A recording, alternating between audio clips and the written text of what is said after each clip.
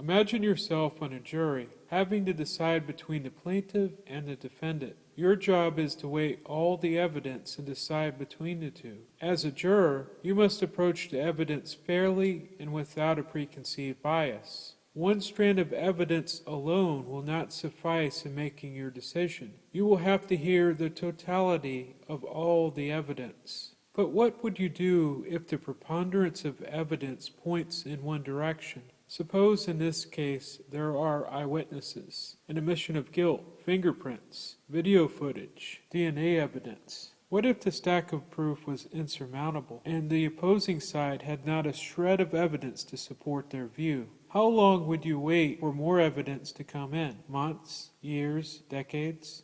Understand that the losing side has a vested interest, and it is their job to cast doubt on the evidence, no matter how insurmountable it is. Knowing that, would you not examine that argumentation with all the more scrutiny? No doubt you would. It is the same when it comes to deciding the evidence on when Jerusalem was destroyed. In this case, consider yourself the jury. In the previous 12 videos, we examined the case from the Bible and boiled it down to basically two interpretations.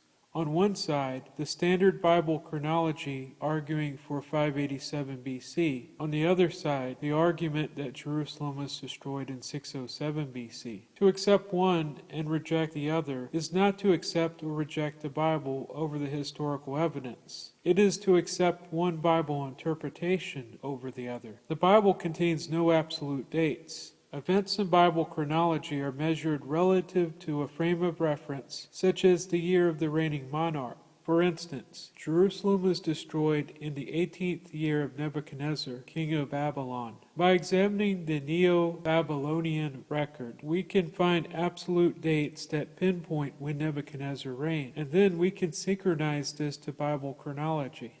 Another example of how the Bible does not give an absolute date is the fall of Babylon.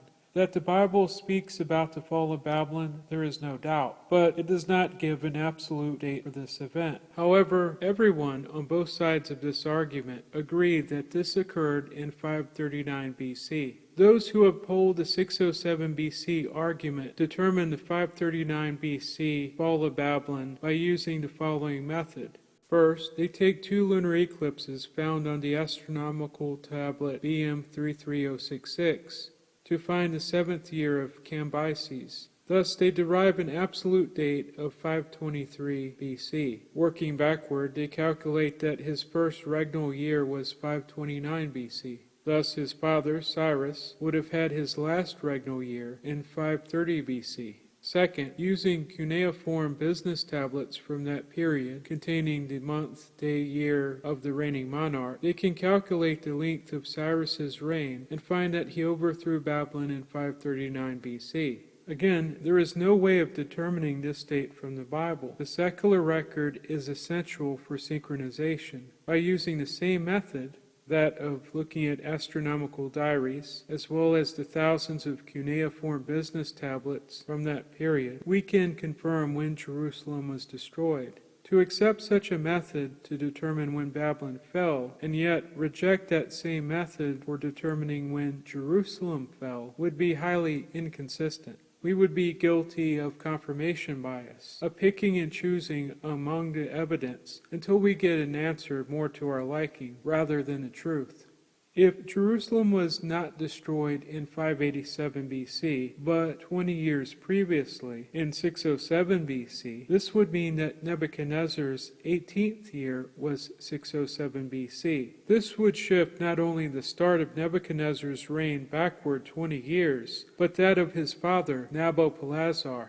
And that would have implications for the Assyrian rulers who reigned before Nabopolassar. Also, if Nebuchadnezzar's reign is moved backward, it would open up a 20-year gap in the neo-babylonian chronology. It would mean that either one, Nebuchadnezzar or his successors ruled longer than the historical records reveal, or two, there were other kings in the neo-Babylonian dynasty unknown to history. Or it could mean both. 20 years would be a huge gap in the chronology. However, is this what the evidence shows? For this, we will examine the neo-babylonian chronology, using the same methods for determining the fall of Babylon.